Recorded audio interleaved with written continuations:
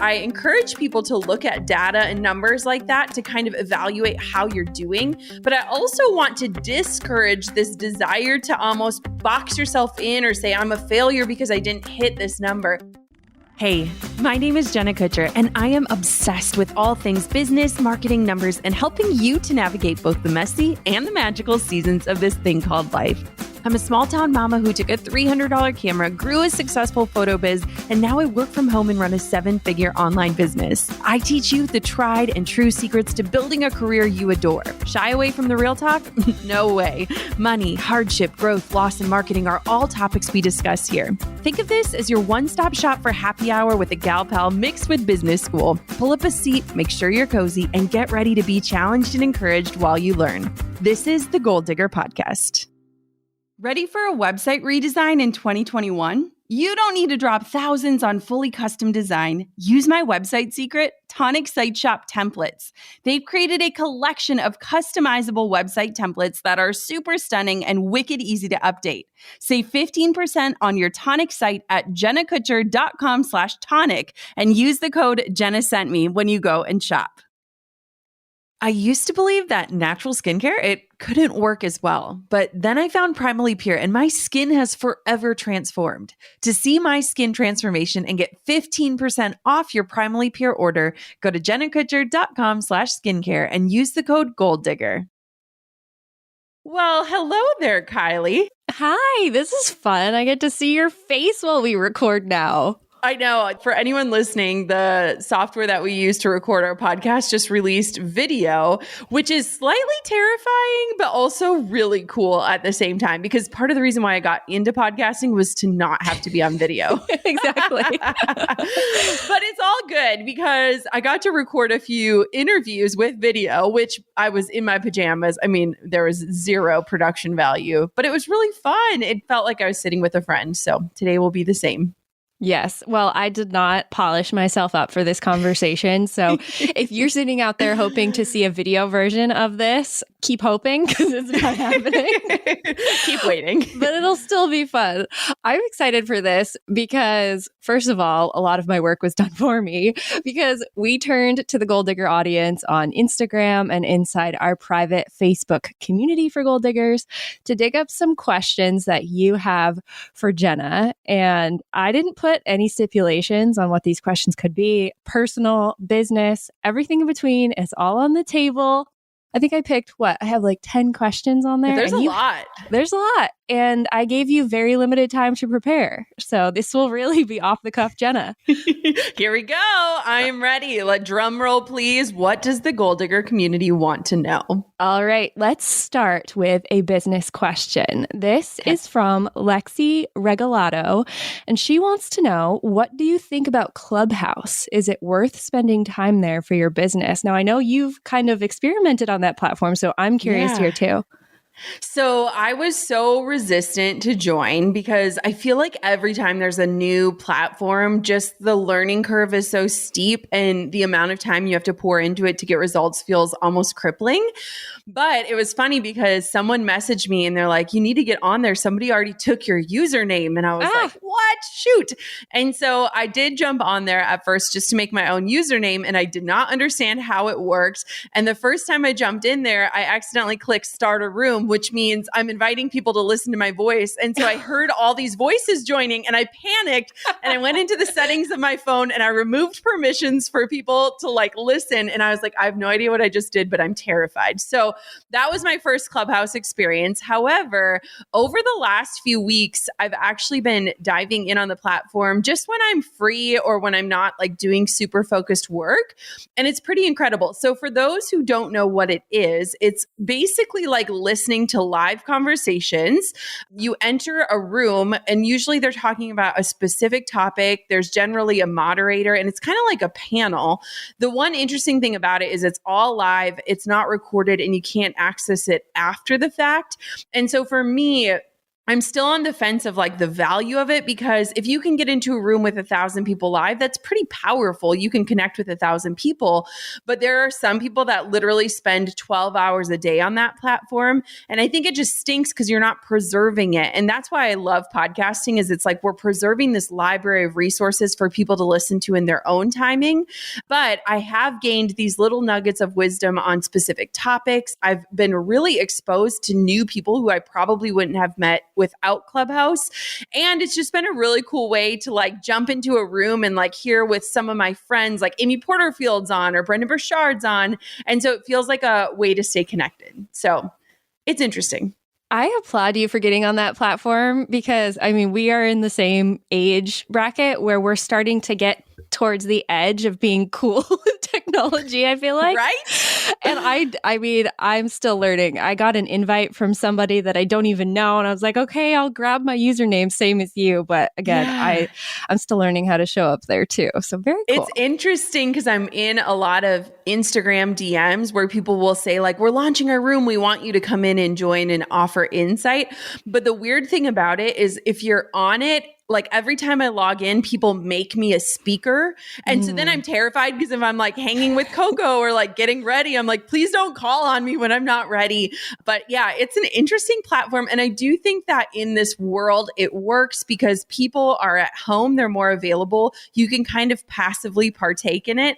And it just feels like you're connecting with people. It's cool to connect in the moment. It's interesting. Yeah, I don't want to spend too much time on Clubhouse, but I did read something interesting from Mark Asquith, who is like a podcasting guru, and I'm on his email list. And he was saying, like, keep in mind, as the platform is still free right now, when a product is free, you are the product. And so it'll be interesting to see how Clubhouse evolves and how pay to play comes in down the road. So it's definitely cool to keep like your finger on that. Cool. Love it. All right. Court Hope Wilson wants to know, are hashtags out? It seems like they don't perform as much now. No, I don't think so. So there was a little bit of a change during the presidential election where they were trying to combat false news and they kind of removed hashtags from the equation for a bit. It's so interesting because I feel like Instagram does a lot of things like this where we're not totally sure what that means, how it shows up, how it impacts. But research from HubSpot says that in 2021, posts with 9 to 11 hashtags perform best according to their tests.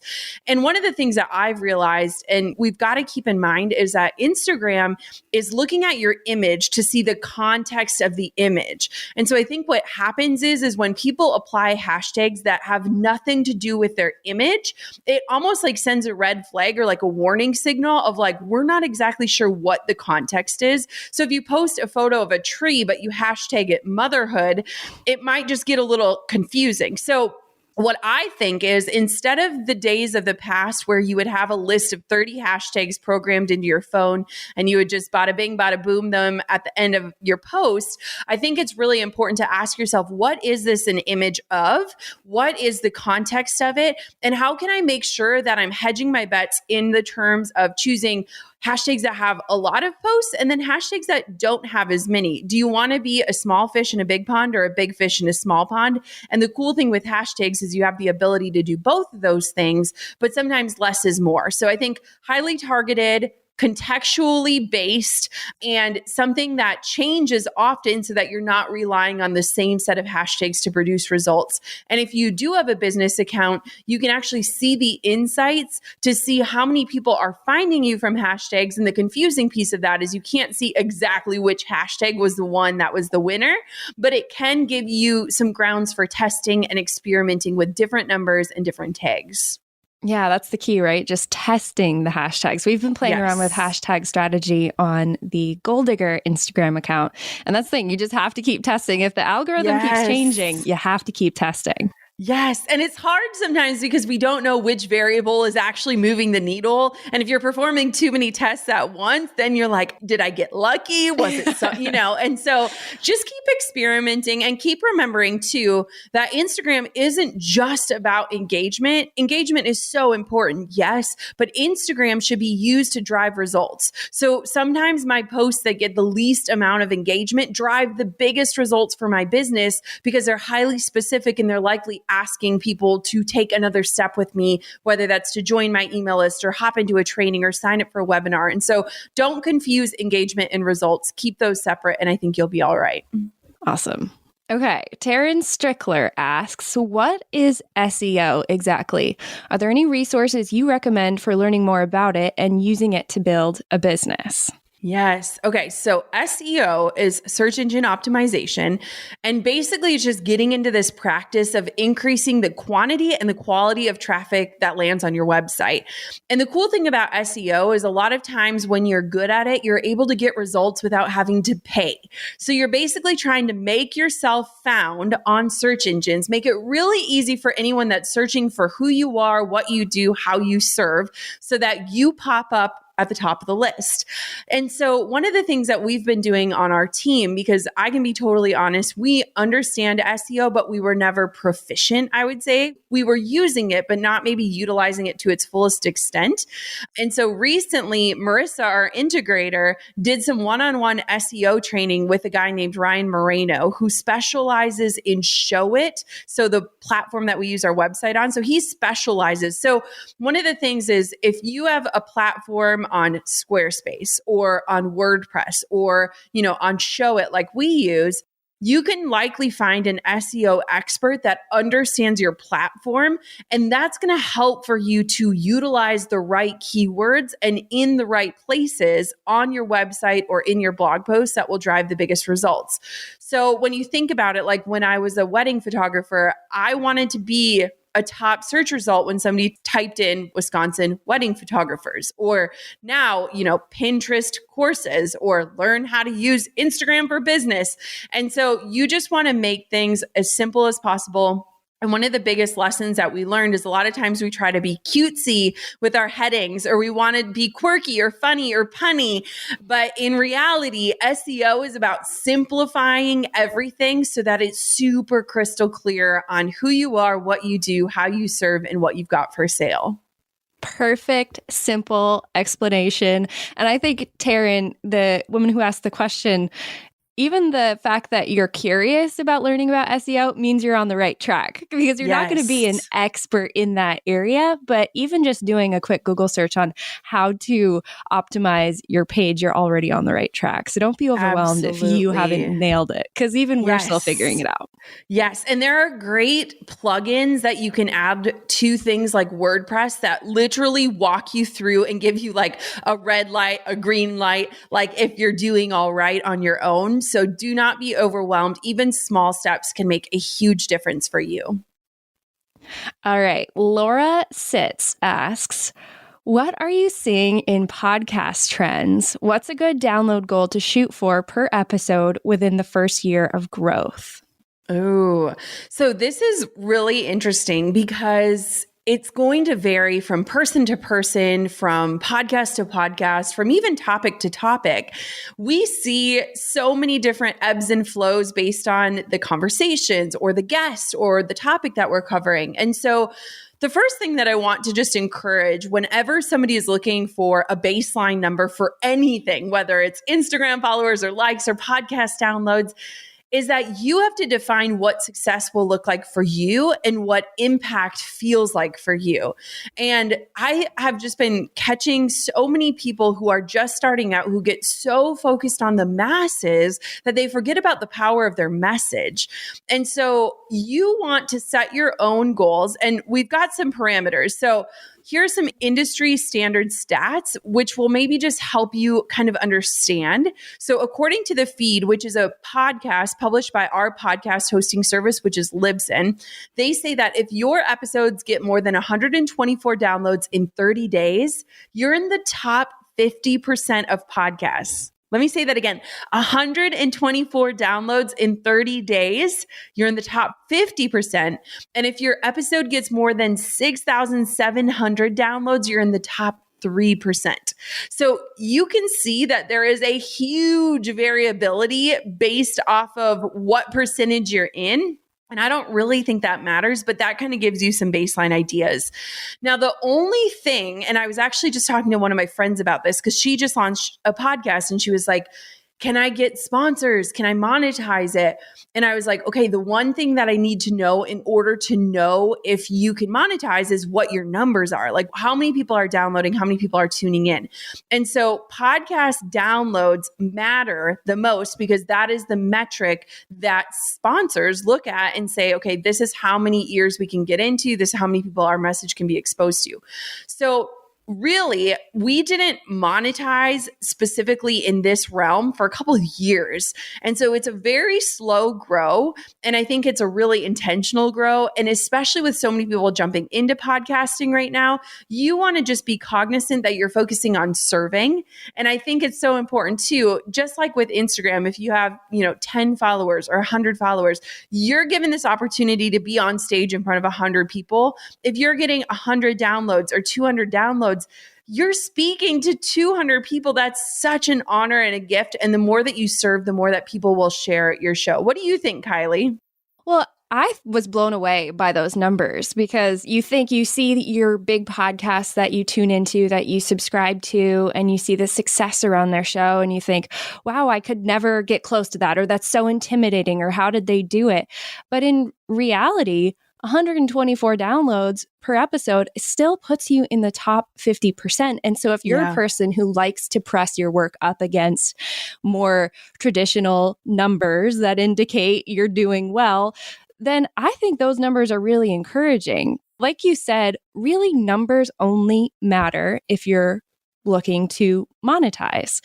And yeah, you need bigger numbers to bring in bigger sponsorship dollars, but a podcast can serve many different purposes for your business. It can be a funnel into your business. It can point to your other offers, and it can just impact whether you have 10 people listening or 100,000 people listening every episode. So I see it a lot. I'm in a lot of podcast support groups as it's my job and my passion and my superpower to talk about podcasts all the time.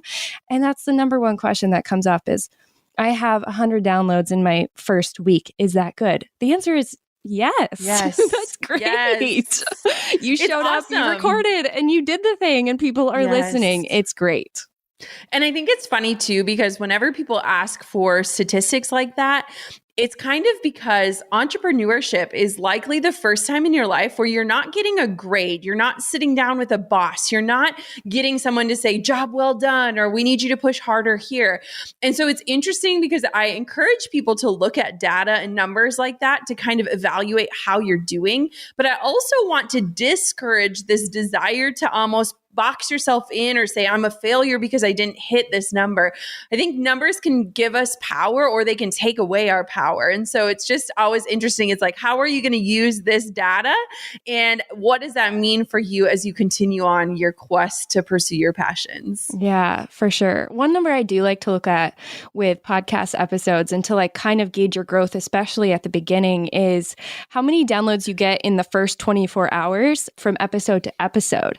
And so if you're seeing that your episode from 3 weeks ago hit X amount, but you got 20% more in the first day a month later, you know that you're growing and you're bringing in new subscribers. And those are going to be those automatic downloads in the first day. So if you want to, measure your success, look at growth versus like just the granular number. I can talk about podcasting all day. I do, actually. I look at old pictures of myself and I see a girl who tried every magical skincare potion that was marketed as the answer to my problems with no real changes. What I didn't know is that my body was absorbing every chemical that I slathered on my face. I got really serious about non-toxic skincare after my fertility journey because what I put on my skin was really impacting the inside of my body too. Although I was skeptical, like, could a non-toxic product really work as well? I tried Primally Pure, and now it's the only line I'll trust with my skin. Primally Pure uses nature's most precious elements to make non-toxic skincare products that support radiant skin, a healthy body, and a happy self.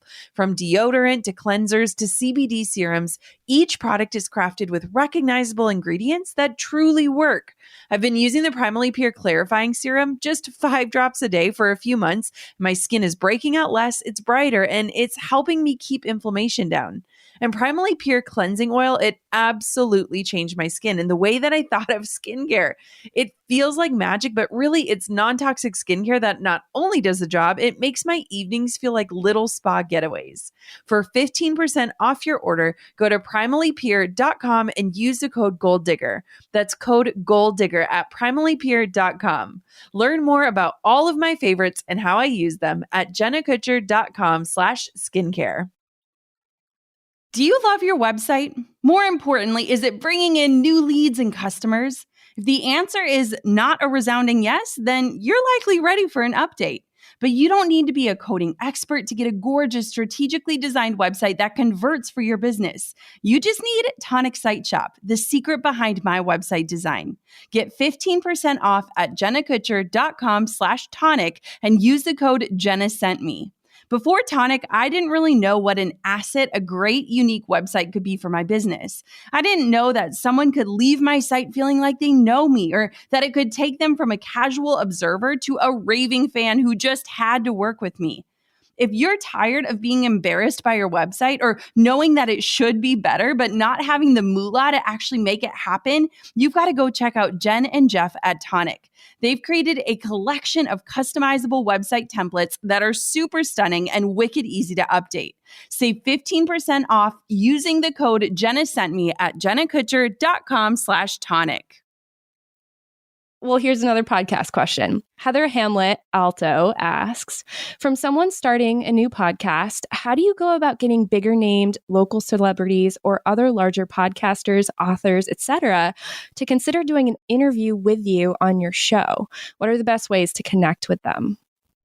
I love this question, and I think that it's way easier than you actually believe. So one of the things that I think is so cool about podcasting is you have the platform to share with somebody, even if it's a small platform. It feels like an honor that somebody wants for you to share your expertise or your story. So the first thing that I would say is start with people that don't normally get asked to do interviews, that don't have a ton of interviews done, because these people, one, probably have unique stories to share, but two, probably see this as an immense honor to share their story. Now, the one thing that I will say that I think can absolutely change the trajectory for you is if you can get one big name that is almost a social proof, you can go, the sky's the limit. I've seen it so many times where people will pitch to us or invite us onto their show. And if they have one big name where I'm like, whoa, they had that person, this must be good. And so if you can really foster a relationship and support someone else and someone that you want to become a guest on your show, if you can really offer advice or, help them out or serve them at some capacity and build a relationship that then enables you to ask them to come on your show, I just think that one piece of social proof, I've heard it from so many people where it's like, I got one yes, and that one yes just unlocked so many more yeses because of that social proof. So my friend Russell Brunson talks about creating this Dream 100 list. In his most recent book, he has a really cool explanation, but basically he follows and makes a list of 100 people that he wants to get in touch with or work with or partner with or interview. And he sets notifications for them so that he can encourage them and be a part of their platform and cheer them on and watch what they're doing and stay in the know. And so we actually make like a Dream 100 list for our podcast of people that we want to support and serve and be like offering feedback and encouragement. And that way too, then we are offering them something so that when it comes time for us to ask for their precious time, we can tell them what's in it for them. But I just think too, there are so many incredible people like doctors or librarians or people that never get the opportunity to share their incredible story. And so start with those people first who find it as the biggest honor. And I will say too, don't disregard the power of micro influencers. A lot of times we focus so much on these big names, but when you work with people that are big names, it's probably not as big of a deal for them to come on your show. They get interviewed all the time. They probably don't have the bandwidth to share and shout out your interview a million times, but the people who really value the opportunity that you're presenting to them, who maybe haven't gotten a chance to share their story in that way, sometimes those people move the needle even more than the big names. Yeah, I love to say it's my favorite piece of advice for every aspect of life, but you miss every shot you don't take. If you haven't asked that big name, if you don't follow them on Instagram, if you're not dropping into their DMs or commenting on their feeds, then you are missing out on an opportunity to get a yes. So if you want those big names, show up and ask for them. I love it. Cool. All right. This is the last of our business questions for this round. Karishma Chawla wants to know, it's been 4 months since I started my online business. How do I get started with content marketing? I want to keep it simple for now, and there are only paid resources online, and I'm not sure if they would work for me. So one of the things that I think is so important, and we actually teach this in our program, the Content Lab, is that every piece of content that you're making should be tied to a direct result. So a lot of times people start creating content, whether it's on social media or a blog or wherever you're going to be creating, and they create for the sake of creating, but they're never really having a through line to the content, and they're never really able to measure what that piece of content is doing for them in terms of work. And so I think it's super important, if you're going to start with free content marketing, is to make sure that your content that you're spending your precious time on is tied to an end result.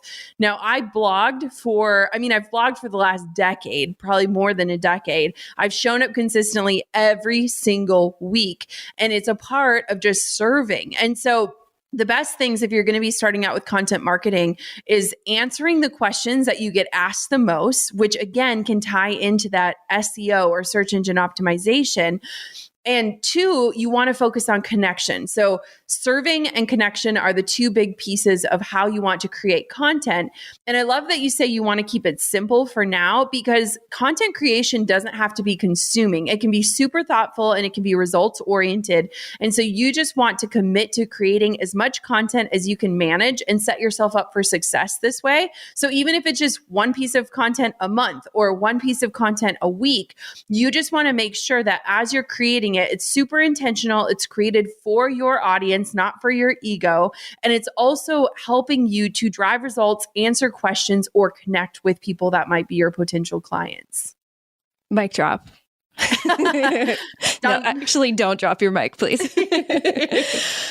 All right. You are all warmed up, having answered 5 business questions. Now, Jenna, it's time to get a little bit vulnerable. And I'm excited to ask you this question right off the bat, because I think it comes up a lot. And I think it's something that you consider and think about often, and we talk about. So I would love for you to answer Tay Rosenthal's question. Do you ever feel like you're no longer relatable since you've made it to the, quote, big leagues? Well, it kind of makes me laugh because I don't feel like I've made it to the big leagues. So I question what you define as the big leagues, but I respect your sincerity in asking that. I think about this all the time and I struggle with it a lot, to be candid. I think that this year will be a decade of entrepreneurship for me. So 10 years of hard work. Most of that was on my own, by myself, without this incredible team that I have today.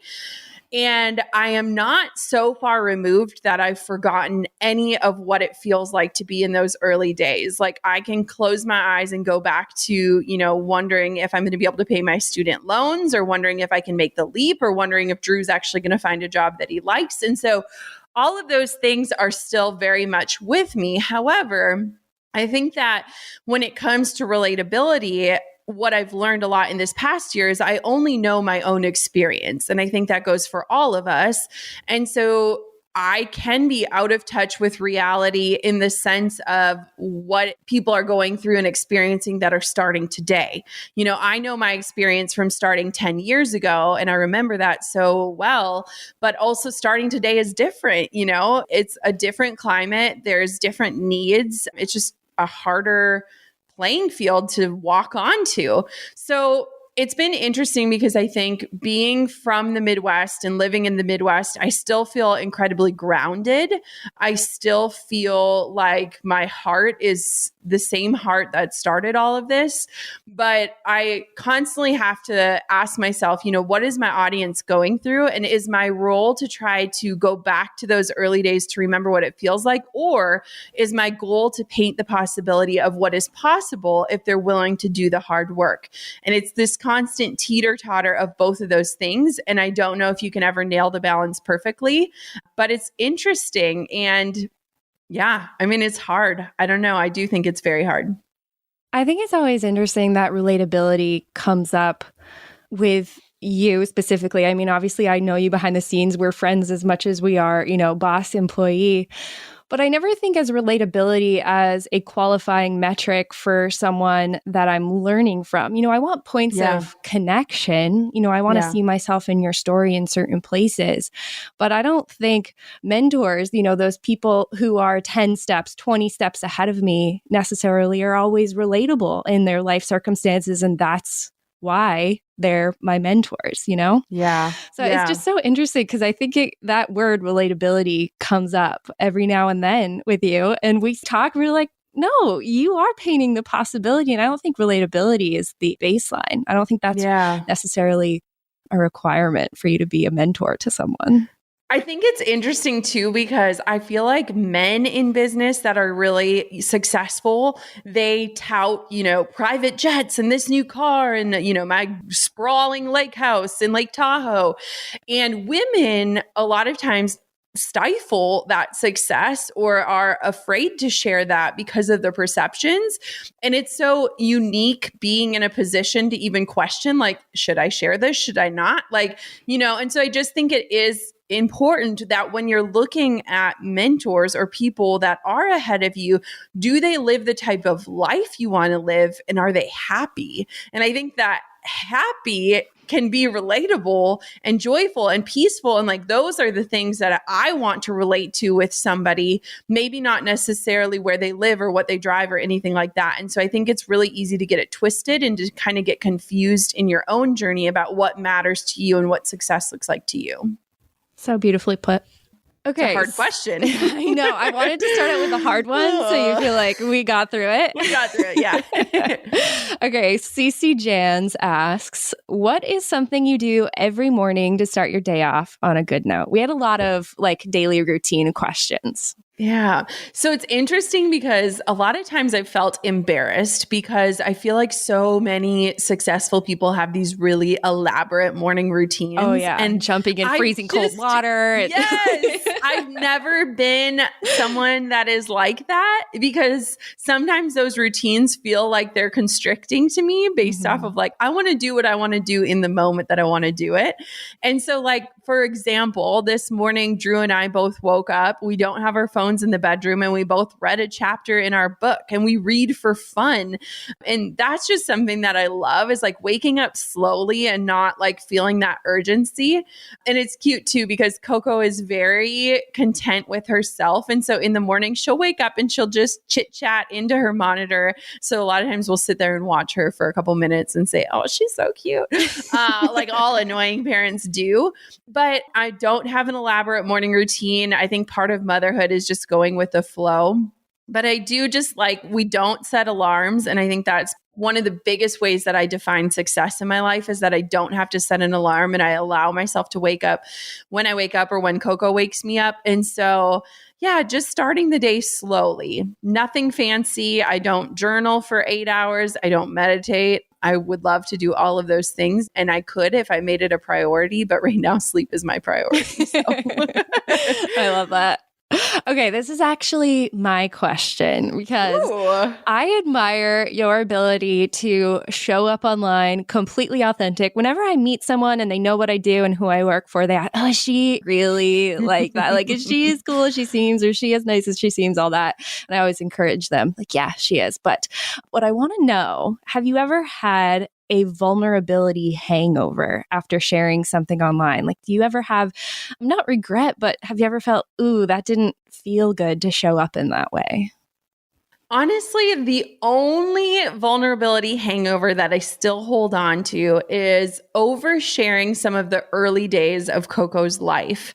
And I think it's super interesting because as a new parent and someone who highly anticipated becoming a mom, it just felt like so many people had been on that journey with us. And it was so natural to want to share like the greatest joy of my life.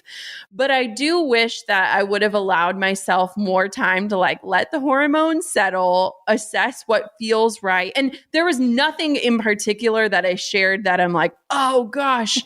But the other piece that I think is interesting, and it's also from a motherhood standpoint, just because, I'm so protective of my child, like any mother is I wish that we would have never shared her real name, because I just don't love that you could Google my child. I wish we would have just gone by like a nickname the whole time or called her Coco and her name's Conley. And so there are pieces, and I think that's the trickiest thing to navigate because it's not just my story, it's hers. So I kind of operate from the philosophy of if I were to have to ask an adult if this was appropriate to share, I probably shouldn't be posting it of my child. That comes with bath time or potty training or anything like that. Like if I had to ask someone, can I post a picture of you sitting on the toilet? They'd probably say no. Right. So I'm not going to share those moments of my child. And so I think we share a lot less these days. And I don't necessarily regret it, but if I could go back, I might have navigated it just slightly differently, knowing what I know now and how I just feel like a protective mama bear. That's so interesting to think about, to think that someday like Conley could Google herself, Isn't that wild?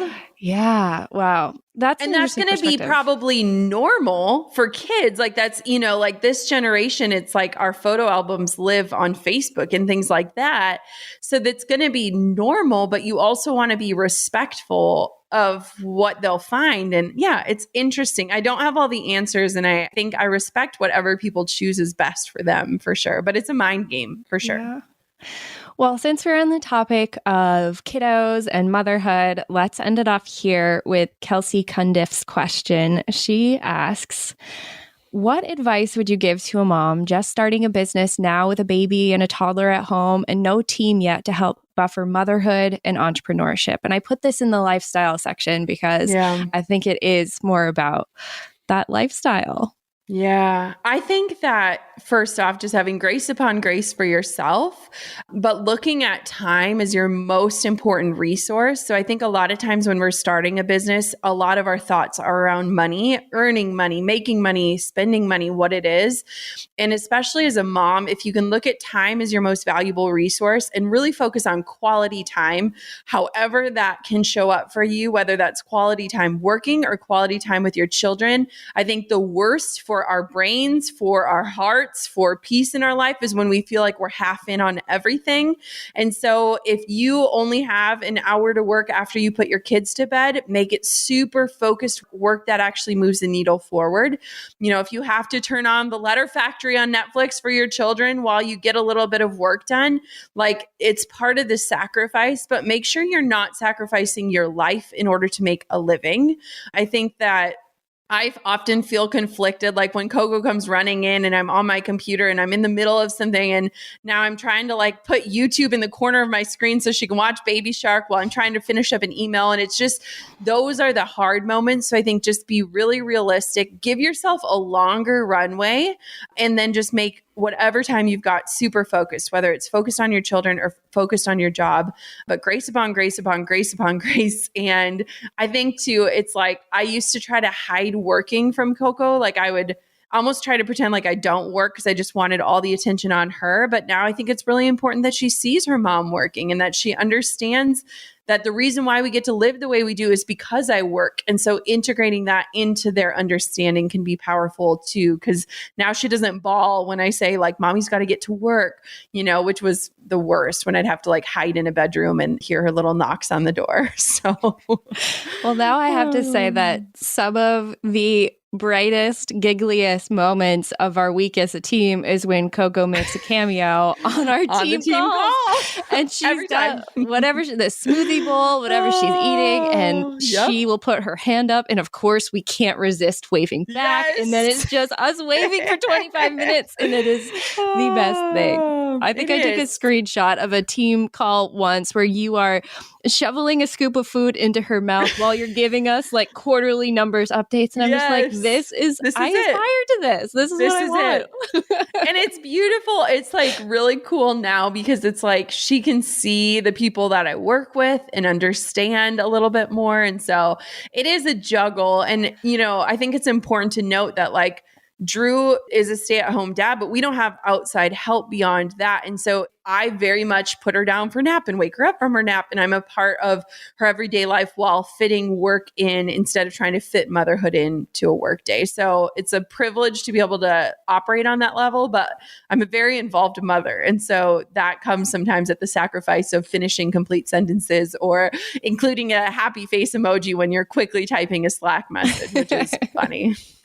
I love it. Well, that brought us to the end of our Jenna advice column. I think we should do these more often. It was fun. Yes, super fun. And if you have a question that you want to ask, make sure that you are following Gold Digger Podcast on Instagram and ask to join our private community on Facebook, which is Gold Digger Podcast Insiders, which has tens of thousands of listeners, an amazing conversation each week. And then you can ask your question for the next round of these. Thanks for being my moderator, Kylie. Oh, anytime. Awesome. Okay, bye-bye. I'm over here giving you a virtual high five because you just finished another episode of the Gold Digger Podcast. Did that go by way too fast for anyone else? If you want more, head over to golddiggerpodcast.com for show notes and all the discount codes from today's sponsors. And if you're looking for a new crew of movers and shakers like you to bounce ideas and ask questions, be sure to join my exclusive community for Gold Diggers on Facebook. The link's waiting for you at golddiggerpodcast.com.